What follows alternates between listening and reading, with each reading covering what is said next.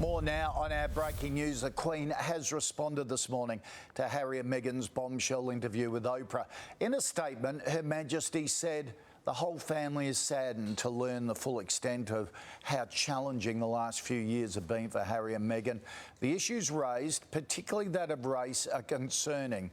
Prince Charles made his first public appearance since the claims were aired, but did not respond to questions from reporters. For more, I'm joined by Aussie expat Lette in London, who also happens to be friends with Prince Charles and Camilla. Cathy, good to see you again.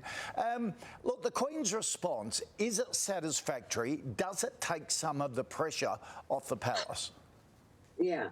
Well, you've got to understand about the upper class British. You have to do open heart surgery to know what's going on inside them. They're incredibly emotionally reserved.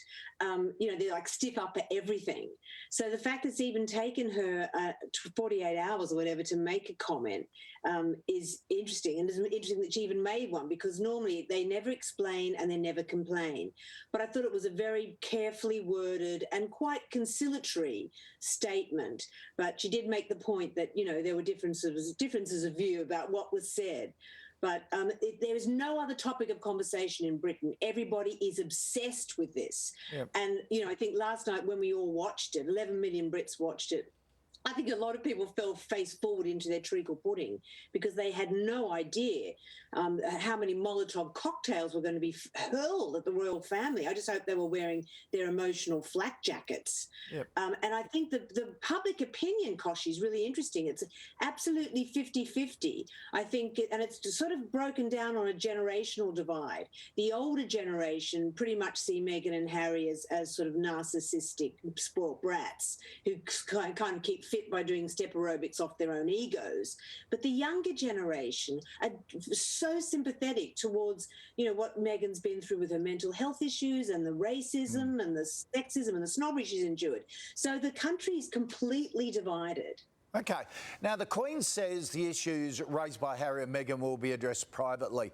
Is that the best course of action, or does there need to be a bit more transparency? Definitely needs to be more transparency, because this has done so much harm to the royal family, to the brand.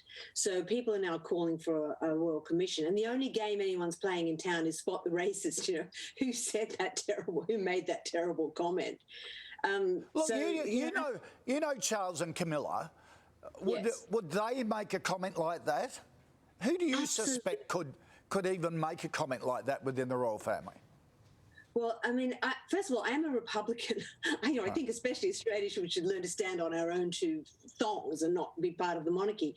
But I do know Charles and Camilla, and I know them to be the most compassionate people. There's no sexism or racism from either of them. So, well, I'll be sued if I say who I think it was. So I have to be very careful. I'm treading through a little bit of a minefield there. But I do think the other thing we have to avoid is the trope of blaming the woman. I mean, there's been a lot of anti-Meghan kickback in the press. And, we've always done that. They blamed Wallace Simpson. They blamed Camilla, then Diana, then Fergie. Even when Kate Middleton got married, there was all this snobbery about her. Oh, her mother was an air hostess, doors to manual. And now they're doing the same thing to Meghan. I mean, we mustn't blame the women. Only Henry VIII got away with doing that. So I think we have to tread carefully along those lines too.